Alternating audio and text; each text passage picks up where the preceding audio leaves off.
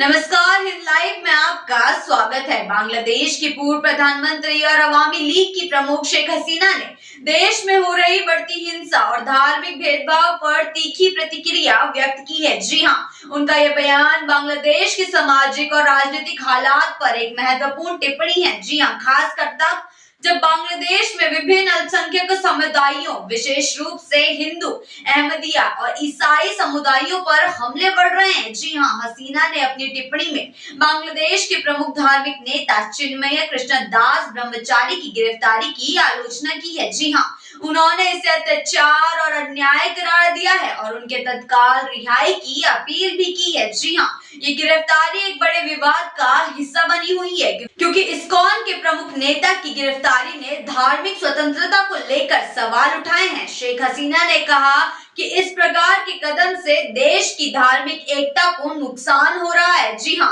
और देश में सभी समुदायों को अपनी धार्मिक मान्यताओं के पालन का अधिकार होना चाहिए। जी हां, बांग्लादेश में बढ़ते सांप्रदायिक हमले चिंता का विषय बन गए हैं। हाल ही में चंडगांव में एक मंदिर को जलाने की घटना ने पूरे देश को झकझोर दिया था। जी हां, इसके पहले अहमदिया समुदायों की मस्जिदों और मजारों पर हमले, चर्चों और मठों पर तोड़फोड़ और धार्मिक स्थलों को जलाने की घटनाएं हो चुकी हैं। जी हां, यह घटनाएं बांग्लादेश में धार्मिक सहिष्णुता की गंभीर परीक्षा ले रही हैं। शेख हसीना ने इन घटनाओं की तीव्र निंदा करते हुए कहा कि यह अस्वीकार्य है और बांग्लादेश में धर्मनिरपेक्षता की नींव को कमजोर कर रहा है। जी हां, उनका यह भी कहना था कि ऐसे हमलों से देश की धार्मिक विविधता और एकता पर गंभीर खतरा मंडरा रहा है। हसीना ने मौजूदा यूनूस सरकार पर भी कड़ी टिप्पणी की। जी हां, जिससे उन्होंने संवैधानिक तरीके से सत्ता में नहीं आई करार दिया। उनका कहना था कि यह सरकार आतंकवादियों और उग्रवादियों के खिलाफ कोई भी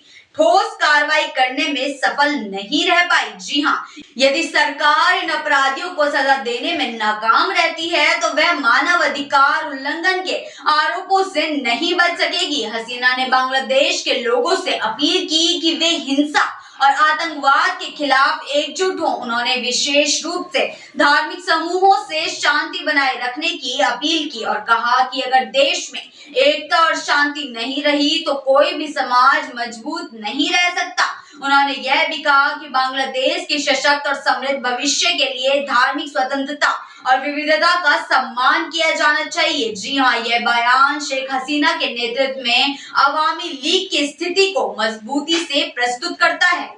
जी हां, शेख हसीना का यह कदम केवल बांग्लादेश की राजनीतिक और धार्मिक परिप्रेक्ष्य में महत्वपूर्ण नहीं है, बल्कि यह अंतर्राष्ट्रीय स्तर पर भी चर्चा का विषय बन गया है। इस बयान ने बांग्लादेश में सत्ता, धार्मिक असहमति और अल्पसंख्यकों की सुरक्षा पर नए सवाल खड़े किए हैं। अब देखना ये होगा कि क्या बांग्लादेश सरकार इन मुद्दों को सुलझाने के लिए कोई ठोस कदम उठाती है या यह समस्या और गहरे सामाजिक और राजनीतिक संकट का रूप लेगी। ऐसी खबरों के लिए बने रहिए हिंद लाइव के साथ।